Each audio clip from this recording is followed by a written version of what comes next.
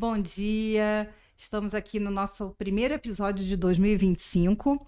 Hoje estou com a Geórgia, né, do Mundialmente Desconhecidas, e nossas duas convidadas maravilhosas, a Dani Marinho e a Juscelia Ferreira, que a gente chama ela de Ju.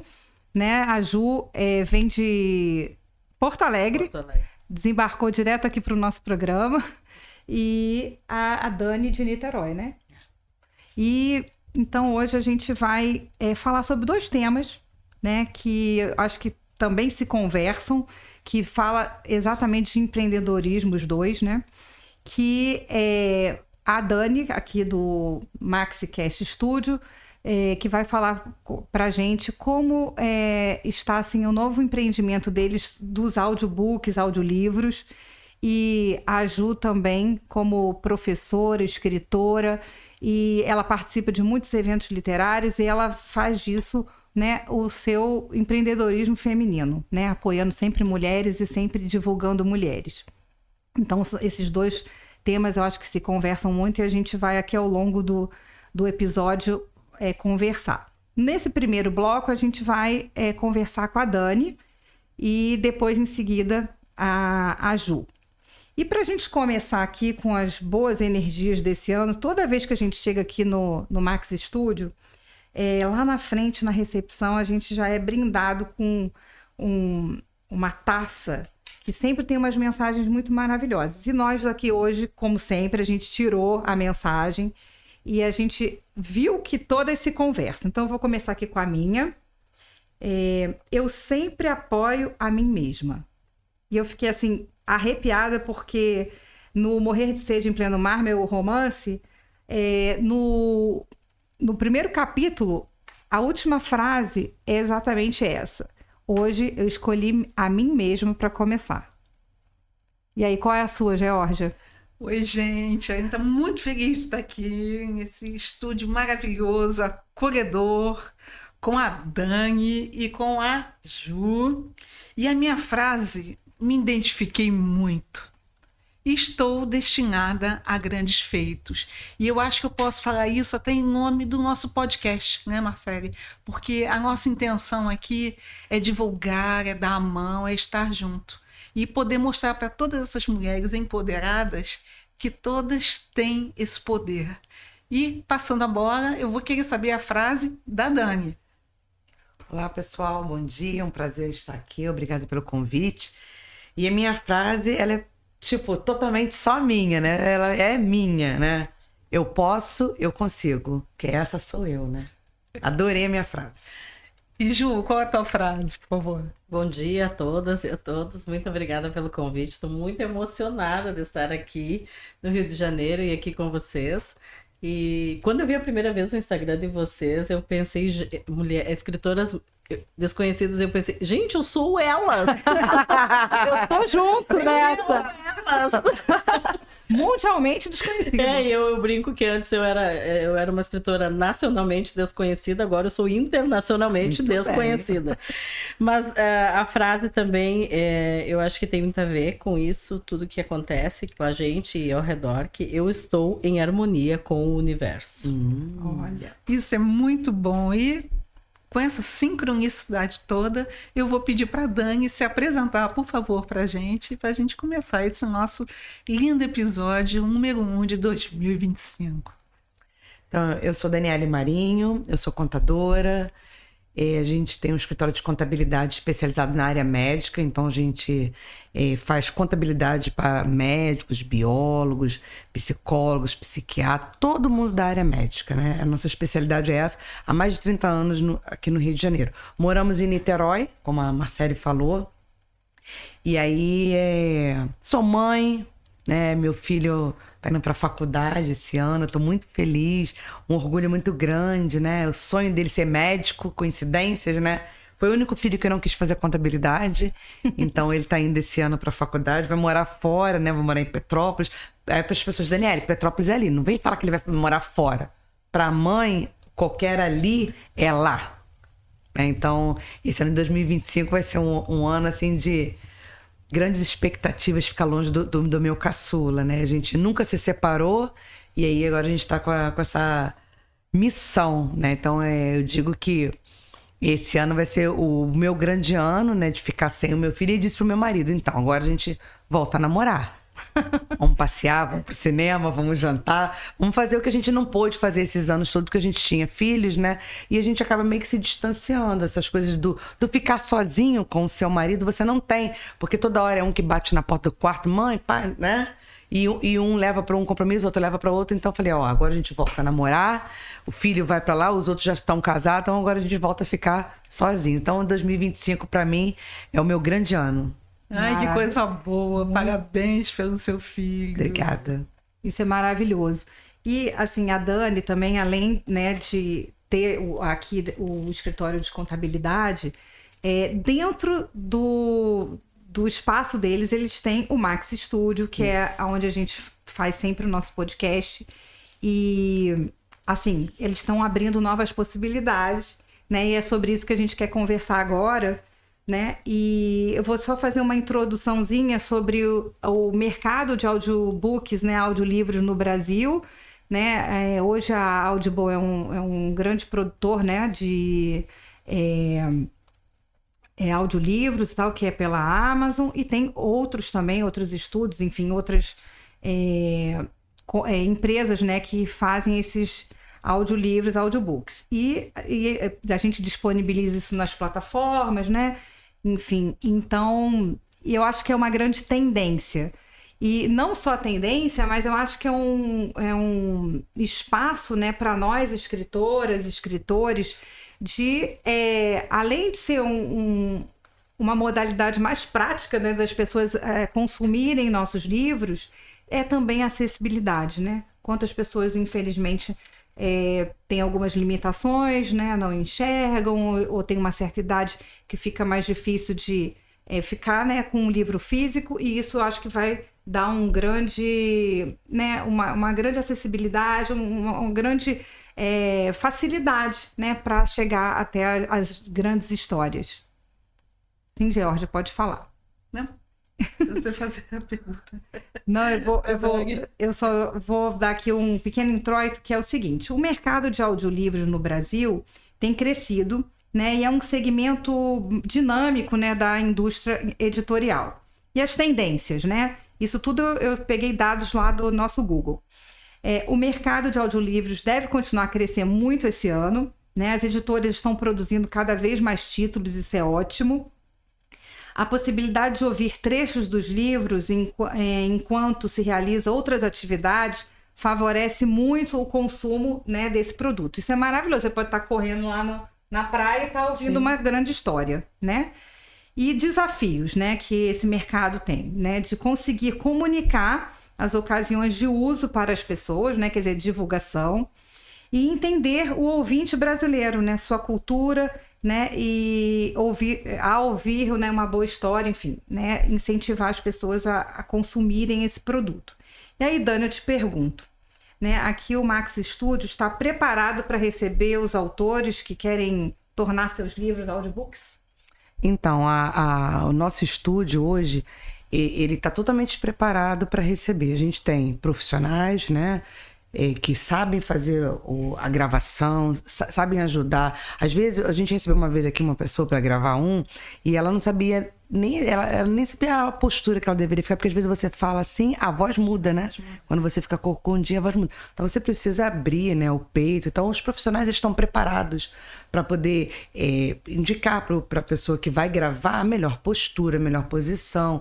Todos os equipamentos que a gente tem, é tudo assim de última geração. A gente vai acompanhando o mercado. Quando a gente viaja, a gente vai nas feiras, vê o que está acontecendo no mercado. A gente tem todos os materiais que você precisa para gravar. A gente tem chroma key, tem o teleprompter, a gente tem uma mesa de som, de estúdio que grava, que corta, a gente edita. Então, assim, o estúdio ele é todo preparado para isso. Quando nós começamos, nós criamos o estúdio na pandemia, né? Enquanto todo mundo estava em casa, é muito estranho para mim, porque eu não vivia a pandemia como a maioria viveu, trancada dentro de casa. Eu saí de casa todos os dias para trabalhar. Primeiro porque a gente tinha acabado de pegar esse andar que a gente tá, a gente acabou de fazer a reforma, a gente acabou de começar a trabalhar e a gente teve que fechar. E aí a gente mandou os funcionários para casa, mas nós vínhamos trabalhar todos os dias. Foi um grande desafio. Foi. Assim. E aí, no segundo mês, o prefeito de Niterói fechou a cidade e falou, ninguém mais sai. Então eu fugia 3 horas da manhã. O Carlos colocava o jaleco do meu filho do 2º grau de física no carro, botava um saco da rede DOR cheio de exame e qualquer coisa nós somos de médico, estamos indo para o hospital. E a gente fugia 3 horas da manhã para vir trabalhar e voltava no final do dia. E aí a gente montou o estúdio nessa época e a gente falou, cara, vamos usar o estúdio para a gente levar conhecimento para as pessoas, né? A maioria dos nossos clientes fecharam os consultórios e foram trabalhar na rede pública ajudando, né, na Covid. Então o que a gente fazia? A gente gravava, né, vídeos, gravava áudios e começava a mandar pelo Instagram, pelo WhatsApp. E aí a gente começou a perceber o quê? Isso aqui é uma coisa assim sensacional. Você tem a arma da comunicação na tua mão. E aí a gente começou a falar assim, cara, tudo que a gente fazia no papel, que era tudo que era escrito, a gente fazia muito informativo. Lembra, Marcele, que a gente mandava muitos informativos? Sobre tudo, todo mês tinha informativo. A gente começou a fazer gravando vídeos, né? A gente começou a colocar no Spotify. E aí, cada vez que a gente colocava numa plataforma, era porque alguém perguntava, falava assim, Daniela, eu não suporto o YouTube. Eu tô no carro, ele não pega, eu passo não sei onde, não pega. Você pode colocar no Spotify? Porque eu quero só ouvir? Aí a gente colocava no Spotify. Então, assim, o público foi pedindo as ferramentas, entendeu? Porque a gente nem tinha noção, a gente estava fazendo de forma amadora. Era eu, Carlos e nosso filho, na época, o Hector. Era só nós 3. Eu não tinha os funcionários que a gente tinha. A gente achava que isso era o suficiente. Quando terminou a pandemia, que a gente foi voltando, que a gente começou a divulgar, foi época de campanha política. E aí os políticos começaram a pedir o estúdio para poder gravar. E aí foi quando a gente começou a comprar mais equipamentos, porque a gente começou a perceber que precisava de mais coisas, não era precisava só dessa sala. A gente precisava ter chroma key, porque às vezes o cara queria gravar e depois colocar um fundo. Às vezes ele falava, não, eu quero só o áudio, eu não quero o vídeo. E aí a gente começou a diversificar. E aí começou, olha, tem que contratar mais um funcionário. Aí contratamos. Aí daqui a pouco tem que ter mais um, tem que ter mais um. Hoje nós temos 5. No total, a gente tem 5 colaboradores, mais um diretor, para poder tomar conta, para você ver como é que o negócio cresceu. Tomou uma proporção, né, enorme. E aí, falando em audiolivro, eu lembro que eu era muito resistente. Eu achava aquilo um absurdo. Achava que aquilo era coisa de gente preguiçosa. Tinha que ter livro, tinha que pegar, tinha que sentir o cheiro da folha, sabe? E aí, eu vou até responder o que você me perguntou ali. Que horas que você vai fazer esse curso, Daniele? E aí, o que eu fazia? Peguei meu telefone, comprei um tripé, botei na cozinha fazendo janta e eu assisti o curso. Olhava o professor, anotava assim, correndo. Aí, daqui a pouco, eu falei, cara... Eu falava para o meu filho, não tô conseguindo ler esse livro. Aí ele, aqui, ó, na Amazon tem. É áudio.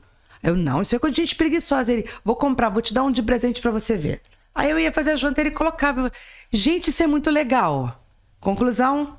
Passei a ter audiobook também. Eu tenho livros que eu compro, que eu gosto de ler mesmo, mas passei a usar. E assim, Marcele, às vezes, pessoas mais velhas não querem usar o novo. Esse negócio de computador, de celular, é pra gente jovem, né? Uhum. E aí eu acabei descobrindo o seguinte, não, tudo é pra todo mundo. Cada hora você usa o que você quer. Hoje, agora eu quero livro, depois eu quero o computador, o celular. Eu queria fazer uma parte, né? Eu digo que às vezes a professora que mora em mim não aguenta. Não aguenta ficar quieta. A professora que mora em mim, ela quer explicar. A professora que habita em mim saúda que habita em você. E o processo de leitura, ele é um processo muito difícil. O processo, o fato de ler, ele precisa de umas quantas decodificações. É uma letra ao lado da outra letra, que forma uma sílaba, que a pessoa, numa frase, ela tem que decodificar aquela simbologia, ela tem que lidar com a interpretação e com o imaginário. Isso. E é uma dedicação. Não me estranha que os jovens não querem ler coisas desse sentido. E é um uso extremo, né, da nossa capacidade de atenção. E eu não julgo, porque eles vêm de uma geração de imagens sobrepostas em segundos. É uma imagem sobreposta a outra muito rapidamente. E esse processo da leitura, ele chega a ser doloroso, né? Então, escutar, ele vai te dar uma facilidade muito grande, né? Eu estava escutando falar, Dani, eu pensei, já quero. e assim, então, entendendo esse processo de leitura, dessa decodificação que a pessoa, o adolescente, a criança, o idoso, que a gente precisa fazer, e se sujeitar, e se dar esse tempo, eu acho que o áudio ele vem para dizer, vamos facilitar isso aí para ti, né? Porque às vezes você não tem tempo, né? Exato. É muita coisa, você acorda muito cedo. Tem gente que não consegue ler no ônibus porque passa mal. E aí, quando você chega em casa, você já tá tão cansado, você pega o livro, você cai, você dorme. E o áudio foi como você falou, eu posso estar correndo na praia, escutando uma bela história. Não, e as pessoas que estão no transporte público, gente, horas e horas ali, né? Para chegar nas suas casas. E olha que maravilha poder, né, Sim. usar essa ferramenta. Isso eu acho que isso não vai diminuir nunca também a venda de livros, porque quem gosta de livro físico vai continuar Porque lendo. caminha junto, né? Porque Caminha a pessoa junto, gosta caminha junto. Né? A gente gosta de ler, né? De sentir o cheiro do livro, né? De pegar o livro novo. E a gente que ama poesia, que ouvir, né? Aquela poesia que você mais gosta, uma voz suave que converse com o texto. Nossa, você encontrou, né? Num tempo de caos, né? Uma necessidade. Sim. Queria ajudar pessoas, né? Até Facilitar. no sentido de acessibilidade, né? Sim. Seria até essa pergunta que a gente iria fazer, porque o mercado brasileiro é um grande consumidor de áudio, né? Seja YouTube, seja música, seja podcast, streaming. Com isso tudo, nos últimos anos, esse setor de audiolivro começou a ganhar mais espaço. Então, é isso. Você acha que representa mais acessibilidade e praticidade? Você acha que ainda tem um pouco dessa partezinha de preguiça? O que você acha, Dani? Por favor. Eu acho que a gente tem aí um grande percentual de brasileiros ainda preguiçosos. Eles ainda não descobriram, né, essa fonte de conhecimento. Eu digo que a gente aprende todos os dias, seja num filme, numa música, numa propaganda, num livro, numa frase que a gente pega ali, né? A gente às vezes pega uma frase, isso não tem nada a ver comigo. Será que realmente não tem nada a ver comigo? É porque a pessoa não está pensando, ela está tão cansada, ela está com tantos problemas que ela não está nem vendo, né? Por exemplo, eu sempre li muito a minha vida toda. Como é que eu comecei a ler? Eu estudei numa escola, que essa escola participou de um projeto, e que eu estava na quinta série, né? Que era a primeira série do ginásio, né? Agora eu acho que Agora mudou tudo. Ano. Sexto ano, Sexto ano. E aí essa escola fez um projeto que era o seguinte, as crianças vão estudar o dia inteiro, elas vão ter as matérias básicas do currículo e vão ter algumas aulas extras. Então eu tinha aula de música, eu aprendi a cantar o hino nacional na dicção da língua portuguesa. Então não é retumbante, é retumbante, né? Eu tinha aula de várias e várias coisas que depois esse projeto se perdeu, né? Politicamente ele se perdeu. Mas foi um ano muito importante na minha vida, porque o que aconteceu? Eu passei por um bullying na escola com duas meninas, né? Que queriam me obrigar a beijar dois meninos na boca. E eu não queria. Eu vinha de uma criação católica, aquela coisa que só pode beijar se for casar, aquelas coisas todas. Não fazia parte de mim, eu estava na escola para aprender. E aí elas fizeram uma confusão, elas fizeram a turma inteira parar de falar comigo. Eu fui a excluída e elas ainda incluíram a professora nesse bullying. A professora pegou a minha carteira, me botou no canto e falou: você vai ficar sozinha e ninguém mais vai falar com você. Uau! Uma professora fazendo isso, né? Inimaginável. E aí você imagina, eu devia ter 12 anos, eu acho, né? E eu vivia um momento muito difícil da minha vida, meus pais se separando, uma confusão danada, e a minha escola ficava do lado de uma igreja. E a gente podia sair na hora do almoço. Elas saíam da escola para ir para uma pracinha beijar esses meninos na boca. E eu ia para a igreja. E eu sentava na igreja e ficava chorando. E um dia o padre veio perguntar por que tanto eu chorava. Imagina, uma criança com 12 anos, uniformizada, chorando dentro da igreja. Aí eu contei para ele e ele me deu um terço e me deu 3 livrinhos pequenininhos. Cada um tinha uma oração. Pai Nosso, Ave Maria e Salve Rainha. E ele falou para mim, toda vez que eu estivesse muito triste, que era para eu pegar o terço e rezar um terço. E eu passei a rezar o terço todo dia. Um dia eu estava passando na escola e li biblioteca. E resolvi empurrar a porta e entrar. Quando eu entrei, Eu acho que foi, assim, o dia mais feliz da minha vida, porque eu senti aquele cheiro, eu fiquei apaixonada por aquilo. Aí eu fui lá. Tinha uma moça sentada, eu fui, me apresentei, perguntei qual era o nome dela e o que ela fazia ali. Aí ela foi e me explicou que ela era responsável pela biblioteca. Eu falei, mas o que todos esses livros estão fazendo aqui? Eu nunca tinha visto uma biblioteca na minha vida.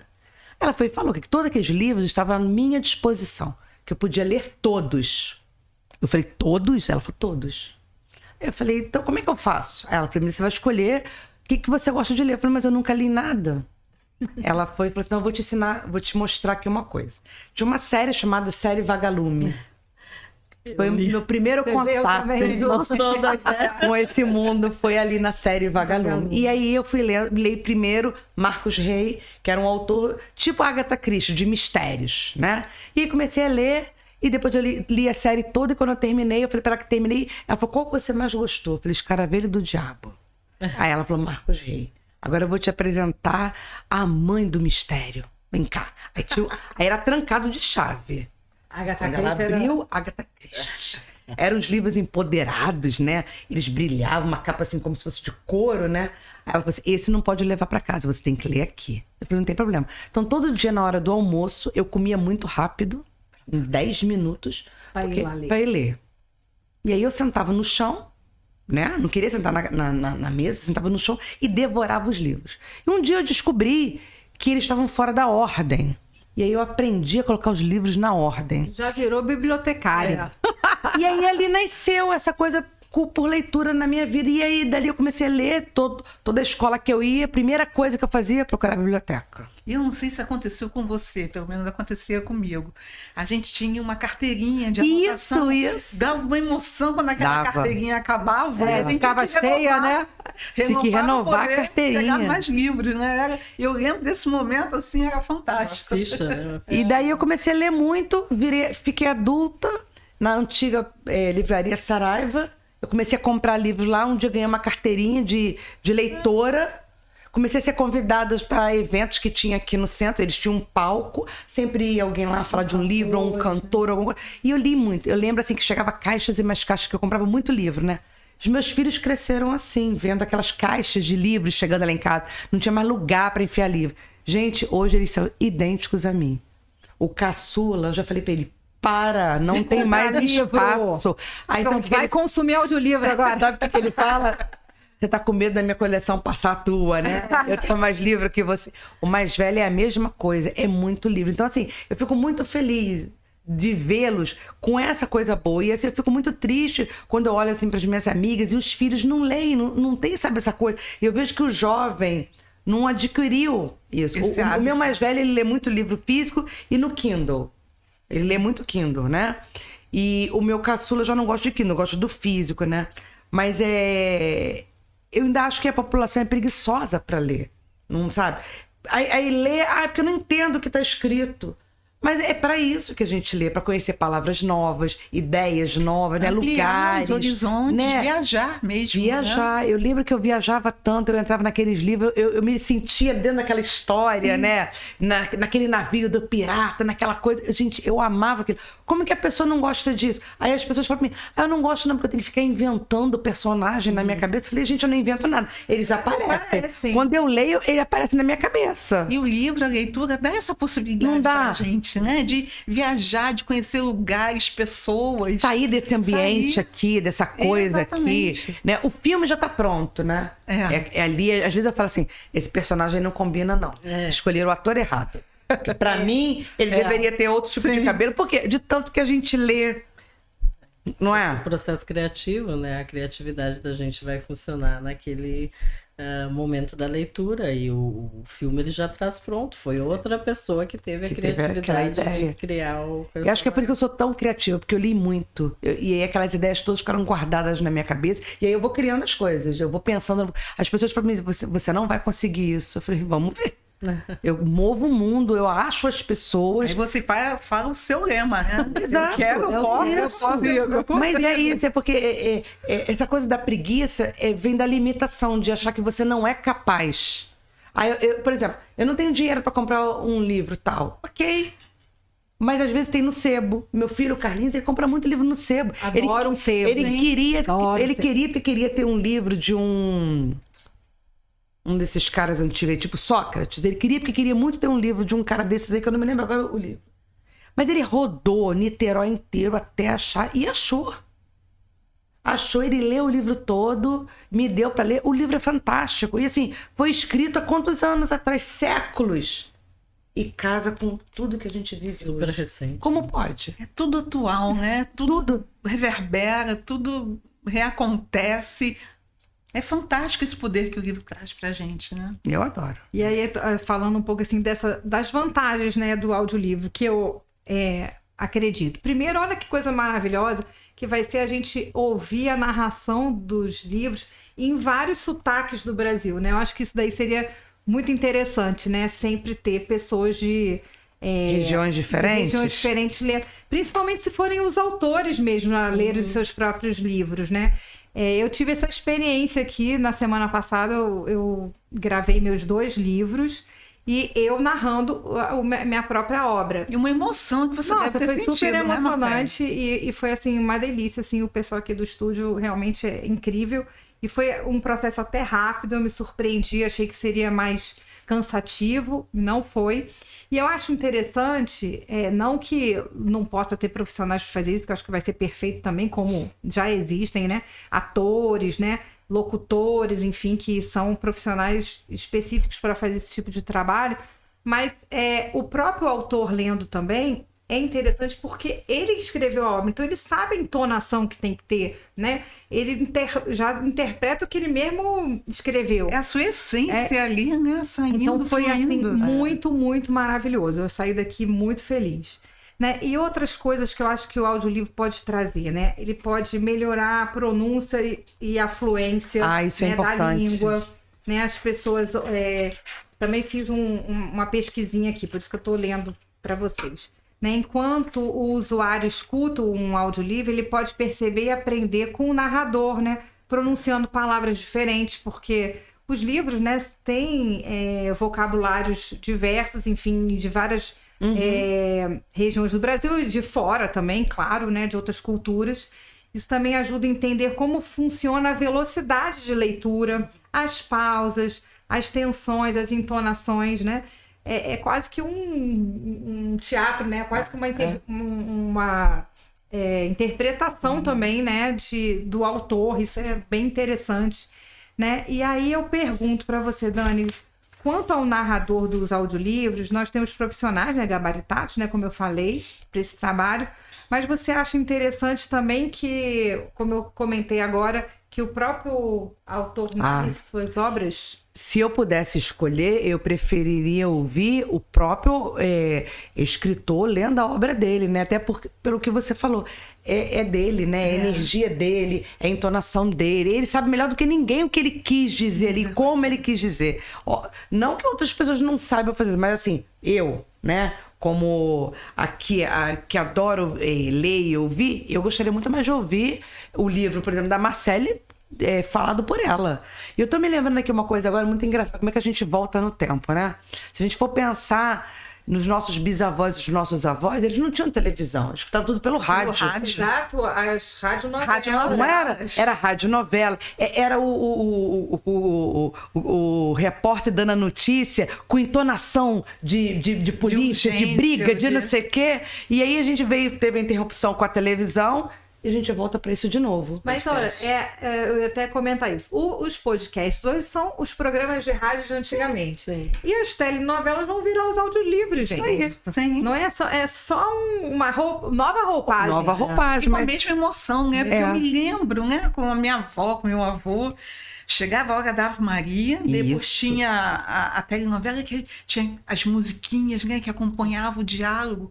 Nossa, a gente ficava com aquele suspense, e depois chorava, e depois ria, né? Isso é muito Então, rico. sem ver. Você trouxe isso, né? Sem ver, só ouvindo. E aí você Exatamente. imaginando tudo. Eu lembro que uma vez a gente viu um programa que mostrava, né, como é que eram feito as radionovelas, e aí eles tinham uns aparelhos para fazer os barulhos de tempestade, de água, Isso. de não sei o que lá, de passos. Era muito engraçado. muito Que o cara pegava um cartaz, assim, um negócio de um alumínio, coisa assim.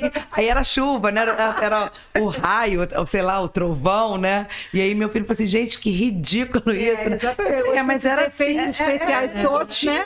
Era o que tinha na época. Rico, de uma certa forma, naqueles tempos, né? É criatividade, né? Criatividade. A gente tem que fazer, mostrar agora o trovão. Alguém faz o barulho do trovão aí, não é? Os passos, né? O negócio assim, da suspense, né? Então, assim, e a gente voltou pra isso. Sim. Porque agora quando você tá no audiobook é a mesma coisa. Você outra roupa, roupa, né?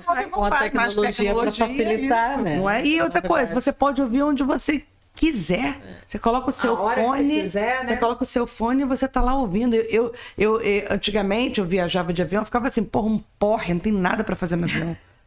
6 horas de voo, fazer o quê, né? Aí Carlos fazia a palavra cruzada, que ele adora, né? E aí eu passei a fazer o quê? Ouvir os livros lá. Baixo todos antes, chego no avião, coloco, né? E ouço, acabou. Viagem, e aí, assim, vou terminando os meus livros, porque é o que eu falo. Você tem que arrumar tempo para tudo na sua vida. Facilita, tem que facilitar. Tem que fazer 2, 3 coisas ao mesmo tempo para você dar conta de fazer tudo. Eu faço muita coisa quando estou fazendo comida. Faço comida, estou fazendo curso, estou ouvindo livro, estou vendo notícia. Tem que fazer, porque senão, quando eu terminar da janta, eu já tô um bagaço, não vou mais fazer nada. Eu vou cair na cama durinha e acordar no dia seguinte para começar tudo de novo. E Dani, me diz uma coisa.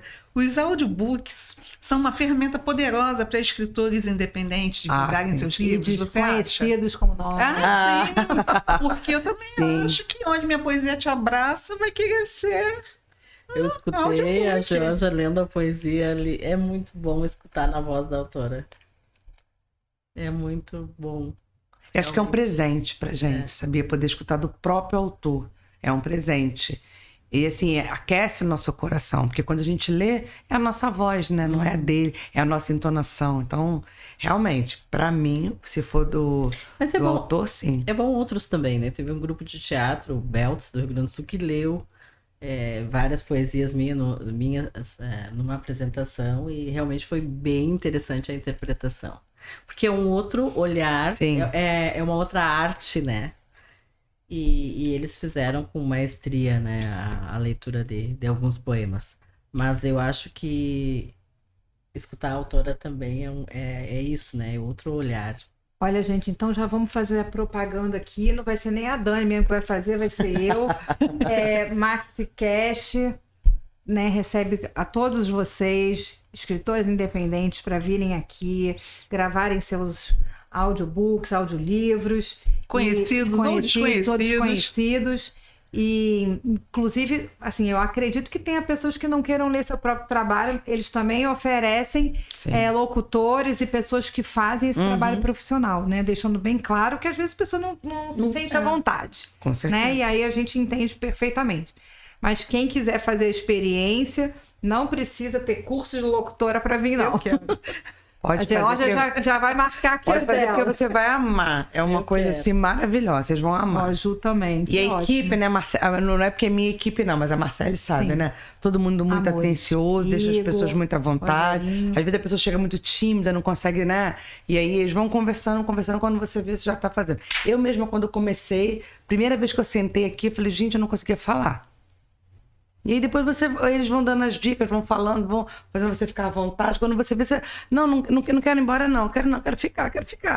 E Dani, é tão bom porque aqui a gente se sente em casa também, né, Marcele? Mas tem que ser assim. Esse processo do podcast, conhecer as pessoas que estão por trás, né, que estão nos apoiando. Nossa, a gente só tem que agradecer, porque a gente se sente realmente muito bem aqui.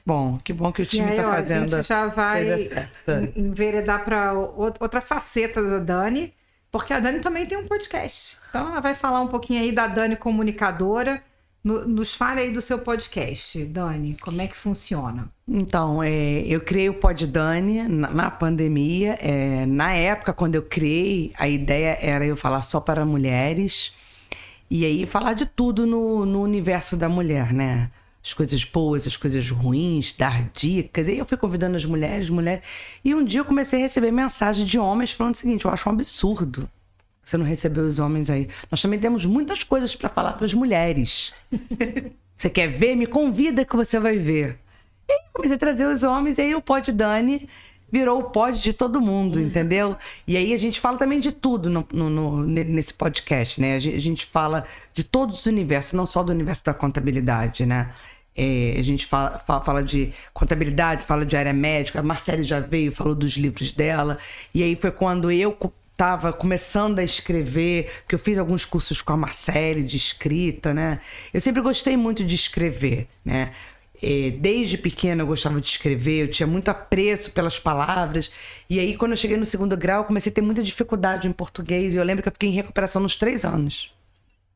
Mas aí eu estudava e eu passava. E aí, quando eu terminei, que eu fui para a faculdade, eu vi um dia um curso de português. Falei, vou fazer esse curso, que eu quero aprender a escrever melhor. Nunca pensei em ser escritora, eu só queria aprender a escrever bem.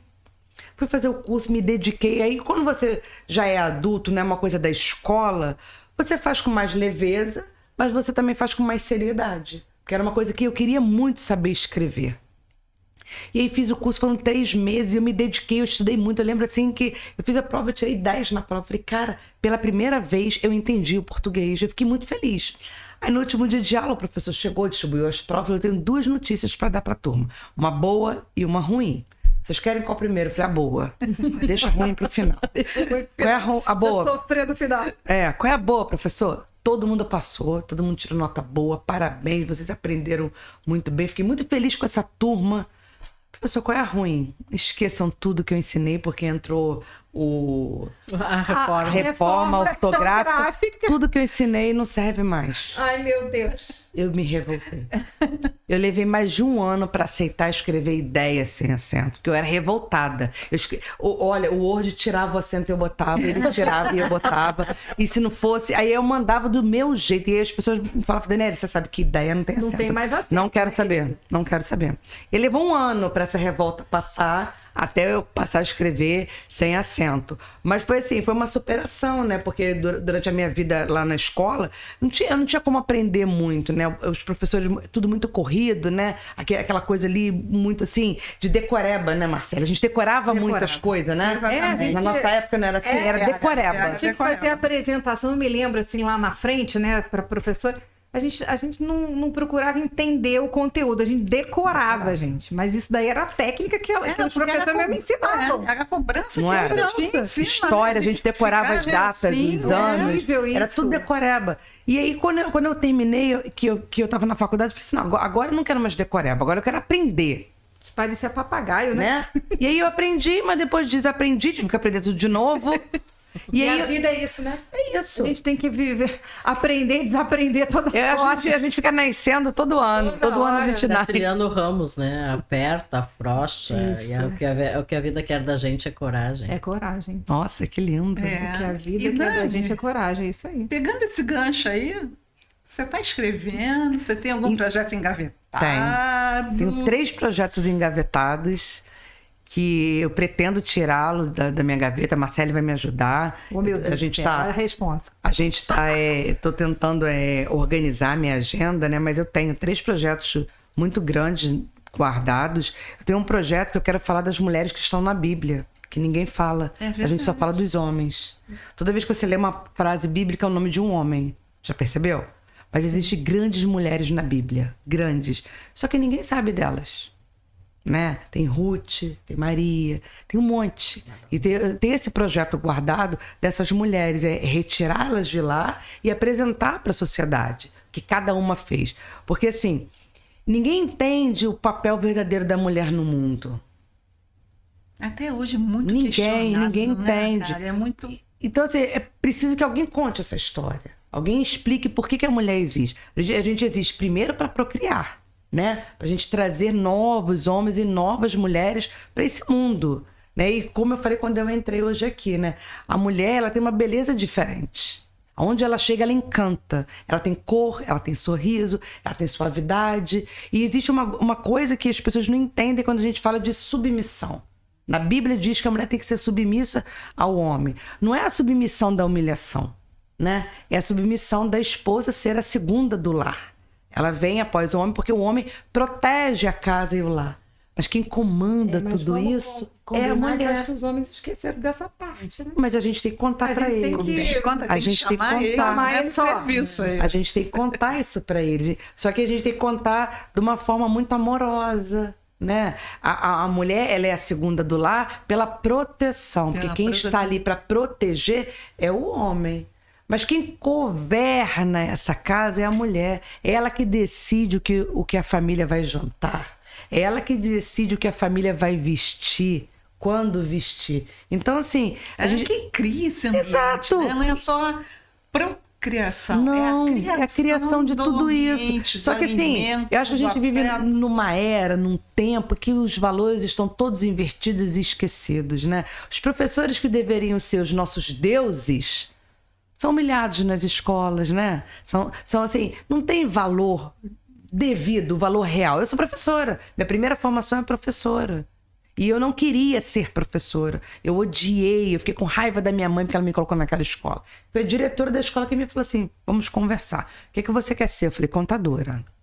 Ela, muito boa essa profissão que você escolheu. Mas com 16 anos você já sabe o que quer ser contadora? Eu falei, já. Muito bom. Mas vou te contar um segredo. Daqui a 3 anos, quando você terminar o 2º grau, você vai ser a única contadora professora. Não vai ter outra. Você vai ter 2 profissões. Você já parou pra pensar nisso? Mulher Aí visionária. quando eu falei, quero onde é minha sala? Quero estudar. Entendeu? Olha que mulher. Acendeu aquela... Exato. Mulher multipotencial. Né? E é isso que hoje nós temos que fazer, cada um na sua profissão. Porque o empreendedorismo está para todas. Exato. Na escrita, na escola, na contabilidade. A gente tem que mostrar isso para o mundo, dizer para esses homens, para os nossos filhos, que serão futuros homens, né? Qual é a importância da mulher? É que o mundo é muito patriarcal. Muito. Deus é um homem branco hétero. Né? E então o mundo ele se constituiu de uma forma patriarcal. E as mulheres foram apagadas durante todos os séculos e séculos. E a gente agora, eu acho que a gente vai retomando, né? Sim. Retomando. E aí não é ser contra os homens. Não. É o contrário. É unir. É caminhar junto. Caminhar né? junto. De mão É dada, sobre é isso aí. direitos e deveres Isso aí. de todos. Não existe. Parceria, né, gente? Parceria, Exato. isso. E não existe melhor ou pior. Não existe. Você é bom nisso, eu sou boa nisso. É. Eu e meu marido somos marido e mulher, somos sócios. Ele é bom na captação de cliente. Eu sou boa aqui dentro, com os documentos, com os dados, com os processos. E não podemos trocar essas ordens porque não dá certo. E tá tudo bem Com assim. seu Tá carisma, tudo bem. né? Com seus talentos. E aí a gente tem que Agregar. só multiplicar os talentos, né? Direitos iguais Isso e aí. direitos aí. igualitários, né? É. Muito bem, gente. Eu acho que a gente pode dar uma pausinha agora para a gente tomar uma água, um cafezinho. E agradecer muito, Dani, né? Assim, você sempre contribui muito, uma pessoa bem iluminada, né? Vocês sentiram, né? Que Dani é uma pessoa super articulada, para cima, né? A gente gosta muito de ter você sempre por perto, sempre vem aqui, né? Vem falar um pouquinho. Então a gente podia fazer o seguinte, você estava com essa ideia nova aí desse... Da caixa? Da caixa, a gente podia... Só para antes da Porque gente... como vocês falaram da mensagem, né? Eu ganhei essa caixa de uma amiga. Ela é uma amiga maravilhosa, da Lila. Ela é muito criativa. E ela embarca nas minhas coisas. E eu mandei uma caixinha que eu tinha visto que eu tinha amado. E ela fez essa caixinha para mim, para colocar aqui na empresa para os meus funcionários. E eu amei. E ela diz assim, você é o projeto mais importante da sua vida. Ela é bem grande porque é para eu encher de balas aqui dentro, porque lá na recepção, além das mensagens, a gente tem balas, né? eu esqueci de falar, tem um carrossel de balas, né? Aquela bomboniera antiga da nossa época, que a gente tinha na mercearia, não tinha aquele carrossel de balas? Sim. Então a gente achou no Mercado Livre um outro carrossel e a gente comprou para colocar ali. Todo mundo que chega, que é de um outro tempo, né? Fala assim, nossa, você me levou agora na minha infância. Lembrei da mercearia do seu Manuel. Eu não chegava nem na altura do balcão, mas eu vi o carrossel de balas e eu queria balas. E a gente colocou. E aí aqui a gente tem como se fosse uma folhinha de caderno com uma mensagem, né? Vou pegar uma então. Então pode pegar, cada uma pode pegar a sua aí e ler para ver se agora vai fazer sentido também. Georgia. Que hoje você receba todo o carinho que espalha. Vamos Vamos ver a minha mensagem. Já vou colocar, já vou pegar. Vê a sua, Ju. Olha, cada pequeno esforço conta para grandes conquistas, que conversa com aquela primeira mensagem. Olha, Dani, tem algo de alquimista aqui, hein? Não Gostei, tem? curti. curtiu? Sua, Ju. Muito bonitinho. Cada novo dia é uma chance para recomeçar. Ai, que lindo. Tudo a ver com você. Exatamente. Amanheceu o dia no Rio de Janeiro. Recomeçando aqui. Né? Delícia. Então, gente, daqui a pouquinho a gente volta. Escritoras mundialmente desconhecidas, aqui voltando no nosso segundo bloco. E a gente traz agora a Ju Ferreira, né? Escritora, empreendedora, professora. Enfim, essa mulher também é multicoisas. E, Ju, a gente queria que você se apresentasse, vindo diretamente de Porto Alegre para o Rio de Janeiro. Então, eu sou a Ju Ferreira, sou do interior do Rio Grande do Sul e tenho uma vivência já nos bancos escolares que a gente vai estudando, enfim, moramos... meu marido e eu moramos muito tempo fora do Brasil, entre indo e voltando, né? Já andamos assim mais de 30 países entre os continentes e moramos na Espanha e na Itália. Hoje a minha irmã mora na Itália também. A Espanha, a minha formação quase como professora foi lá. Eu sou formada em letras no Rio Grande do Sul, mas toda a minha pós-graduação foi espanhola, né? Então, às vezes, eu acho que essa cultura, ela me constitui. Quando a gente é cidadã do mundo, a gente perde um pouco a identidade original, mas a gente ganha outras. Então, eu nunca vou ser italiana, embora eu tenha cidadania, eu nunca vou ser espanhola, embora eu tenha morado lá desde 98. Mas eu perco um pouco a brasilidade também por me constituir dessas coisas. Eu acho que são coisas... A gente não... Na verdade, a gente não perde, a gente acrescenta, né? Então, essas culturas me constituem a minha escrita também, né? Mas a minha escrita também, ela perpassa muito pelo patriarcado, pelos nossos escritores brasileiros que nos constituem também, né? Hoje eu tento ler mulheres... passar para as minhas alunas. Hoje eu sou professora de espanhol para mulheres, né? E então eu tento passar a música das mulheres, a leitura, a escrita de mulheres, né? Para que a gente comece a formar esse núcleo mais feminino, né? De tudo que nos constitui, né? Essa força feminina que nos constitui. Enfim, então eu sou professora de português de acolhimento também, que trata de fazer esse trabalho voluntário dando aula para imigrantes brasileiros que não têm condições de fazerem um curso. Eu sou professora online de mulheres empoderadas. E tem um dos projetos aqui, já vou dizer logo, porque o meu novo chefe já disse pode comunicar. Eu estou contratada pela Espanha para integrar o corpo de professores do Instituto Cervantes de Porto Alegre, né, que é o órgão mais representativo da língua espanhola no mundo, né, e ele dá uma possibilidade da gente poder trabalhar também em outros institutos Cervantes de outras cidades importantes do mundo. Então eu tô para 2025 aí integrando. Olha que maravilha essa mulher, né? meu Deus do céu. Multifacetada. Então eu sou mais professora que escritora e eu sou mais escritora que empreendedora. A questão do empreendedorismo eu acho que nem tenho lugar de fala, né, com essa palavra. E eu acho que a gente só tem ideias, né? Como eu disse, a gente tem, assim, ideias que nos levam, né?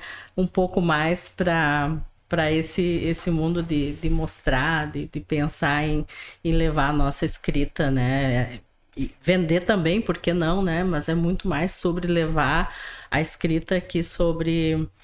esse retorno financeiro que a gente decide ser professora, decide ser pobre. Mas eu vejo assim que o seu empreendedorismo é abrindo caminhos, né, para mulheres. Isso é uma forma de empreender. Empreender não é só a gente ver a parte financeira, né? Mas é desbravar esses caminhos, né? E empoderar mulheres, enfim. Até essa palavra acho que já está até meio banalizada, esse negócio de empoderar, mas acho que é dar força, mostrar coragem, acompanhar, seguir junto, né? Eu acho que as palavras, elas vão tomando um significado, às vezes, assim, alheio àquilo que a gente quer dizer, né? O empreendedorismo, para mim, é uma, que essa palavra ficou muito na área da ADM, né? Para minha leitura, né? Então eu fico assim, às vezes até com medo de usá-la, mas eu entendi a proposta, né? Que essa e para mim essa questão é uma união de mulheres, né? Quando eu começo a conversar com uma mulher, eu já digo, vamos aqui, vamos me seguir no Instagram, vamos nos dar as mãos, juntas somos mais fortes. O meu livro é divulgado por mulheres, ele é apresentado por mulheres, ele se constitui dessa forma, né? Como eu estava falando antes, né?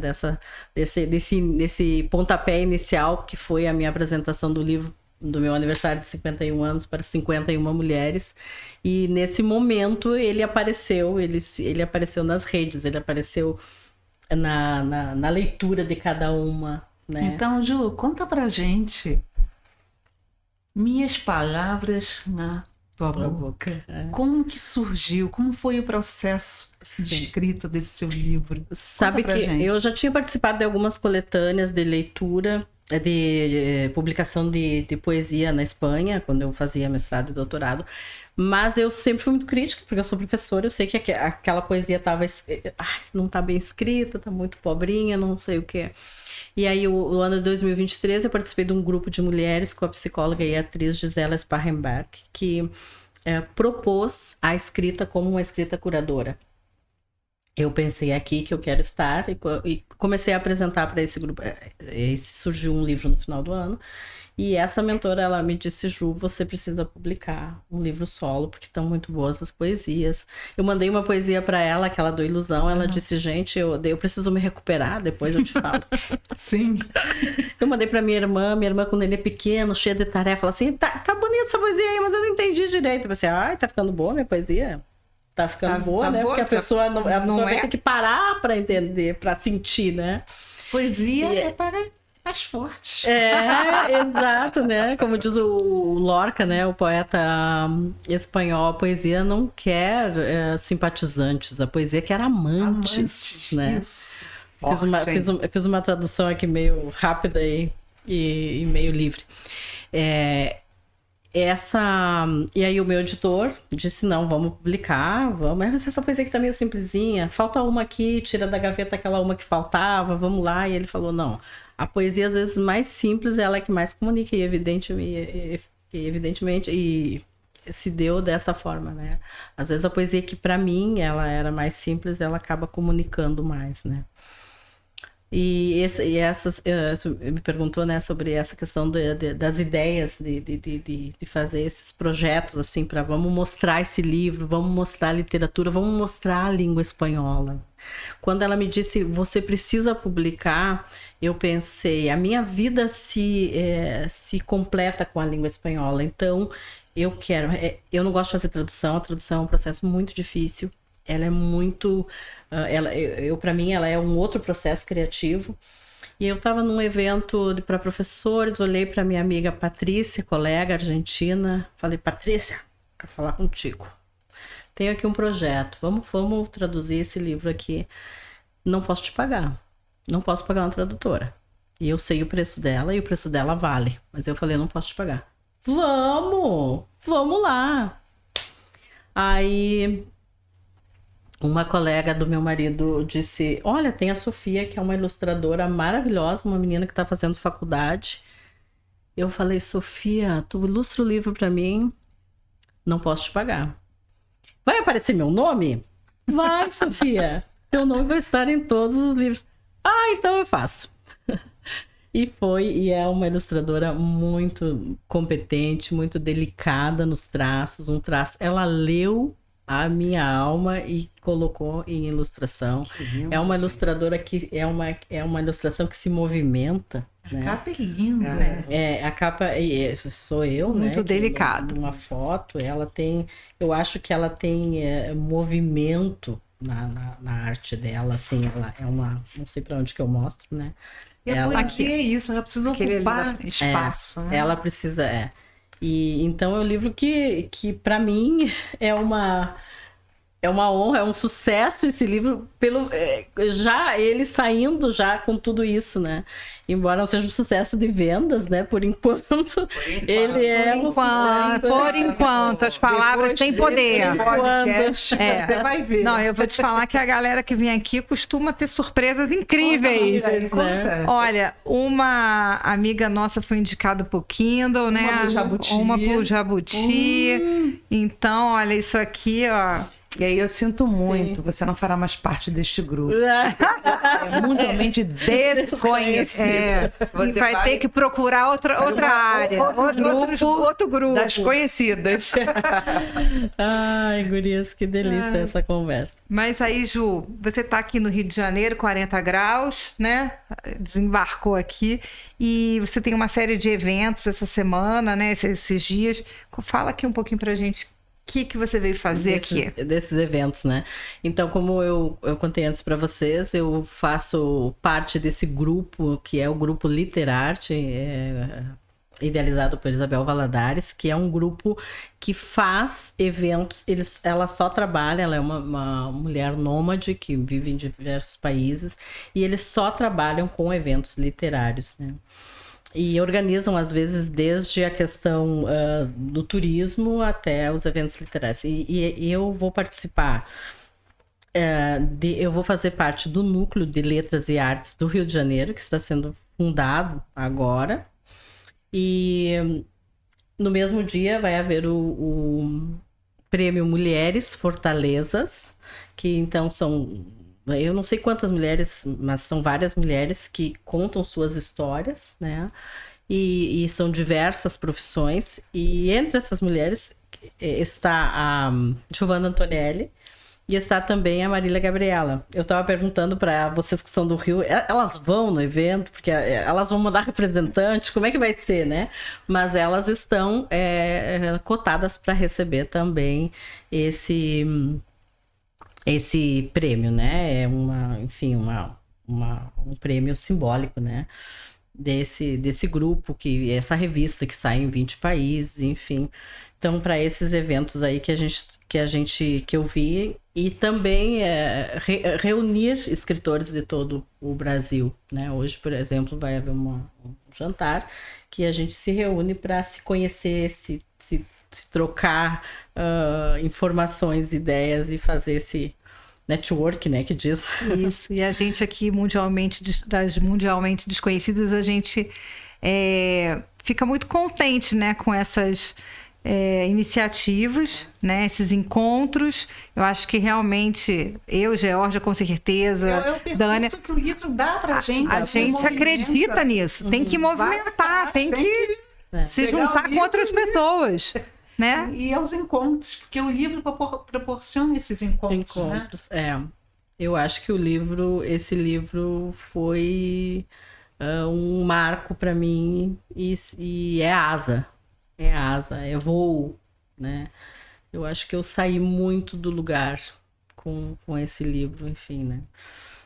Até porque eu sou mãe de um menino querido, autista, lindo, inteligentíssimo, e aí eu me dediquei, né, uma década e pouco fiquei nessa dedicação para essa missão, e agora ele tá bem, ele é inteligente, ele é autônomo, aí eu pensei, bom, posso olhar para mim de novo, né, posso retomar os meus projetos, as minhas buscas, os meus sonhos, né. E a poesia, ela é uma coisa muito especial que acontece com a gente, né? Esse olhar.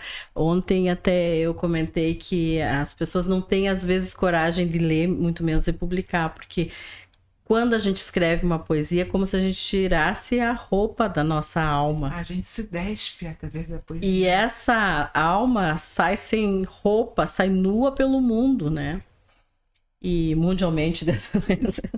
E é preciso coragem, né? É preciso doação, preciso dedicação, porque as pessoas olham ali e falam, mas você viveu isso aqui.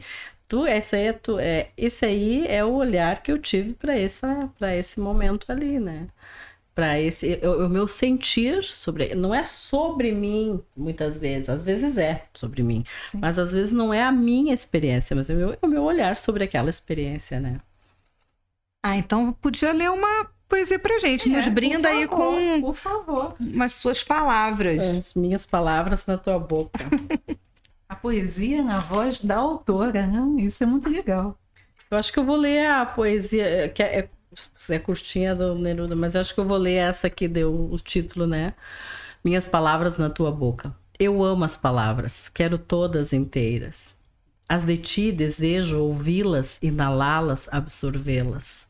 Sorvê-las lentamente, lamber cada uma delas na tua voz. Amo até teus fonemas mudos, pensados, escritos, retirados. Já a crueldade em ti crava silêncios escuros nessa aflição de fazer calar e calar ansiedades. Eu quero colocar palavras na tua boca e gozá-las deliciosas em meu ouvido.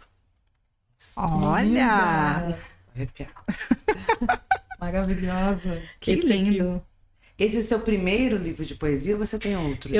Eu tenho poesias publicadas em coletâneas com outros autores. Livro solo é o primeiro. Esse aqui que eu escrevi para o Neruda, eu posso ler em espanhol, bem curtinho. É sobre uma frase, um verso do Neruda, que ele fala mais ou menos isso, e eu quis dizer para ele, eu também. E é uma professora que mora em mim, de novo, explicando a poesia. Maravilhoso. Abra um livro, página tal. Muito bom. Voltamos para a escola. Aqui, quinto ano. Quinta série. Quinta série. Pablo Neruda. No sé que mundos me abres dentro de tus besos. Solo sé que me pasa eso que la primavera hace con las rosas. Uau! Tem que fazer um audiobook. Viu como é que a interpretação é importante? Eu jamais leria assim. Jamais. É importante. Agora, interessante esse... Você ter um livro bilíngue, né? Que tem as duas línguas. E como é que surgiu essa ideia, assim, de ser bilíngue? Pensando na minha profissão, né, como professora. E como os dois idiomas perpassam muito a minha vivência diária, eu pensei, se eu for escrever, eu vou comunicar nesses dois idiomas, né? E aí que eu convidei a minha colega Patrícia para fazer essa tradução. Então, a tradução deste livro, ela vem com esse olhar argentino, embora a minha formação seja na Espanha. Algumas coisas eu disse, Patrícia, vamos trocar esta palavra, porque para mim não soa, não é que um sotaque é mais bonito que o outro, mais importante que o outro, um dialeto é mais bonito que o outro, não tem isso a ver. Mas para mim não soa aquela palavra, não ressoa. Não ressoa, né? como você deseja. Né? Assim como o meu sotaque, que é interiorano, que é um sotaque forte, assim, e ele vai perpassar pela minha poesia, perpassa esse sotaque, essas palavras que vão aparecendo, que às vezes uma pessoa do outro estado vai buscar, porque não é o costume usar aquela palavra, né? E você já percebeu a riqueza que vai ser esses audiobooks? Porque a gente vai poder perceber isso que na leitura de um livro não tem. Percebe. E ela vai poder fazer em 2 idiomas, olha que beleza. Eu tenho uma poesia, Labirinto de Fauna. Minha poesia ela também perpassa pela minha formação, né? Que aqui tem uma poesia sobre o autismo. Ela também perpassa pela mitologia, porque, enfim, é uma constituição minha, Asas de Ícaro, Torres de Babel, né? Olha aqui, por exemplo, a Torre de Babel. Me construo de palavras impregnadas de sonho, encharcadas de ternura com alicerce de luz, que se constrói a cada ideia nova. Os sonhos no alto balanceiam ao sabor do vento, trambaleando as estruturas. Esse balanceio e trambaleando é do dialeto gaúcho, né? Os sonhos no alto balanceiam ao sabor do vento, trambaleando as estruturas. Hora ou outra, a realidade pisa o chão. A mesma força dos ventos que infla o topo novamente. ali onde a esperança tremula a brancura sob o céu azul. A torre de linguagens me constitui, ali vivo. E aí a Sofia traduz a Torre de Babel desconstruída e uma mulher balançando e se equilibrando lindamente no fundo, né? Então, O traço dela é muito delicado. O traço dela é Muito delicado, simpático, e a leitura que ela fez, né? A leitura que ela fez da minha poesia, né? E é interessante, né? É um terceiro olhar dentro do livro. É um terceiro olhar. Ele é constituído de olhar de mulheres, né? Então, que a tradutora... Porque a tradutora também... Eu brinco que ela leu a minha alma, né? Que ela precisa traduzir. Tem ali uma poesia que é Espelho Meu. E aí ela decide... E ela traduz... Porque Espelho Meu é a fala dessa história do mundo, que é uma história... A maior história da vaidade feminina, né? E aí ela entende que não dá para traduzir espejo mío, porque em espanhol não se diz espelho, espelho meu, se diz dime espejo. E aí ela traduz o dime espejo sem nem perguntar para mim, né? Então ela entendeu que essa é uma tradução efetiva, né? E tem que ser uma tradução afetiva. Afetiva, também, além de afetiva, né? exato. O olhar da tradutora para o que está escrito ali. Porque não é só o pé da letra, você tem que estar sentindo também, ainda mais poesia, né, gente? Sim. Eu acho que a tradução, principalmente de arte, né? De poesia, a pessoa é quase que uma coautora, né? É uma coautora. Eu defenderia sem dúvida essa ideia, né? Porque eu acho que uma outra criação. Não é uma linguagem técnica, né? Não é uma... também já tive a oportunidade de fazer tradução e eu fazia muitos comentários assim ao lado, né? Disso, né? Assim, ó, isso me bateu, eu tô sentindo assim, né? Então é quase que uma... Você tem mais interferência, né? No uma texto. cocriação. Quando você vê um coautoria filme em inglês ou qualquer língua, né? E vem a tradução embaixo, ela não combina com o que ele tá falando. E a gente fala, nossa, que tradução horrível, mas é isso.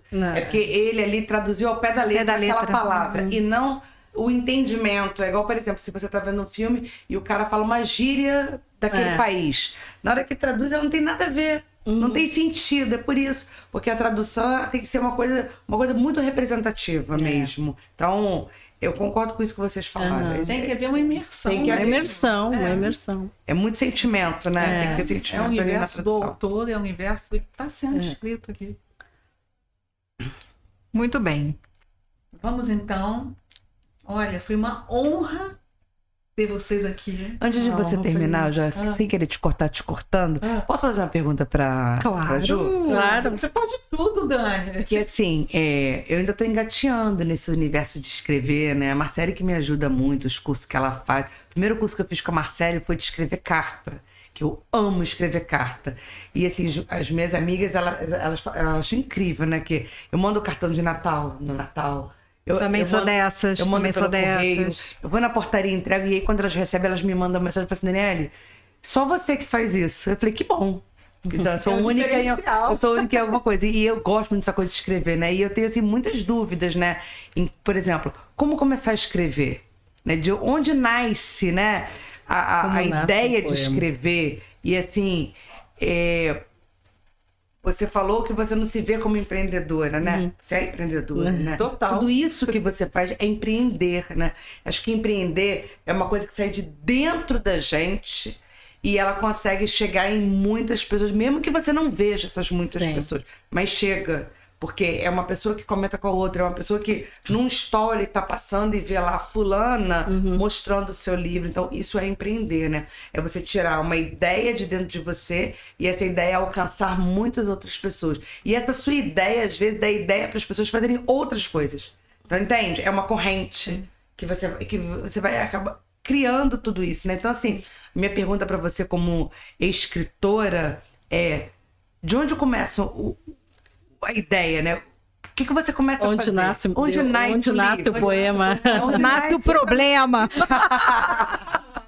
Onde nasce o poema? É um poema famoso. Esses dias eu estive pensando sobre isso, também me perguntaram. É que para cada um é diferente, né? Mas ele não nasce do nada. É das leituras. Tu vês ali que o meu poema tem o título Torre de Babel, Asas de Ícaro. São leituras minhas, dessas leituras, das minhas vivências de mundo e do sentir. Também tem um poeta português que ele escreveu aqui, que está aqui atrás do meu livro que eu coloquei para a fala dele. Ele disse: não me surpreende a tua poesia, porque na tua vida, a tua maneira de ver a vida é poética, né? E às vezes eu penso, e tem que ser uma coisa que perpassa pelo meu sentimento. Eu não consigo fazer uma poesia encomendada. A gente diz, eu vou te encomendar, e acho lindo quem faz, mas eu não consigo. Tem que passar por mim o sentimento, né? A observação e o sentimento. E às vezes eu penso, escuto alguma coisa, eu vejo e penso, tem um poema me rondando. Eu digo em casa, tem um poema me rondando. E aí esses dias eu tava caminhando no mar e eu pensei, não tem um poema me rondando. É em mim que a poesia anda. Olha que lindo, gente. Aí eu escrevi no final. Não, já deu assim, o final desse poema que eu coloquei. Não é que tem um poema me rondando, é em mim que a poesia anda. Né? E aí é um pouco isso, de olhar, de observar, de sentir, mas tem que passar pelo sentimento, porque senão não rola, como dizem. Tem que atravessar a gente, tem que atravessar. Que a gente possa transbordar, né? Que a gente exato. sente em poesia, e aí o leitor, ele vai, de alguma forma ou outra, essas palavras na tua boca, ele vai, de alguma forma ou outra, sentir, né? Então, esse sentimento, ele vai conversar com o teu sentimento. Porque o escrever, ele é muito sobre o outro, né? A leitura, a literatura, elas são de dentro para fora, né? Eu olho sobre a história do outro, sobre o que acontece no mundo. Nasce da observação mesmo, Nasce da observação, sobre o que acontece no mundo. Mas a poesia, ela olha para dentro. Exato. Ela é um sentir, né? Ela é um olhar para dentro. E aí eu acho que a gente que escreve poesia, a gente de alguma maneira privilegiada, né? Por poder passar esse olhar do sentir, né? Eu acho que é especial. E aí eu entendo que ela não tenha tanto alcance, porque ela é para os fortes, né? Requer coragem, como você mesmo requer disse. coragem, Requer coragem. E como nós somos muito corajosas, a gente quer agradecer esse espaço. Né? A gente está aqui mensalmente com mulheres maravilhosas, conhecidas e outras nem tão conhecidas. E a gente quer aproveitar essa oportunidade para que você venha participar com a gente de um podcast. A gente, né, Marcele, também está fazendo agora um projeto novo, que é a live semanal no Instagram, trazendo pessoas fantásticas também, contando a sua história. E se você quiser, é só nos contactar, né, que marcamos uma live contigo. E tem o Sarau também, mensalmente, que acontece lá no Capitu Café, aqui no Rio de Janeiro. Quem estiver no Rio de Janeiro e quiser bater um papo, conversar sobre sonhos. Amanhã, a conversa é sobre sonhos, livros, viagens, aonde o livro, os escritos, o romance, a poesia te levam. Vem com a gente. Amanhã eu não vou conseguir participar, mas quem sabe um outro dia. Não, pois, assim, temos todos os meses, a gente vai divulgando aí nas redes, então, e também queria agradecer mais uma vez, Ju, mais uma vez, Dani, e dizer para vocês que no finalzinho desse podcast, lá nas descrições, vai estar o nome delas, como vocês contactá-las, né? E por favor, todo mundo curtindo elas no Instagram, em tudo que há, Facebook, TikTok, e também divulguem o nosso podcast. Lá no né? YouTube, siga o nosso canal, curte, compartilha, comenta. Tudo isso é muito importante para a gente trazer mais mulheres desconhecidas, escritoras mundialmente desconhecidas, né, a público, né, para vocês conhecê-las melhor. Muito obrigada, gente. Até a próxima. Obrigada.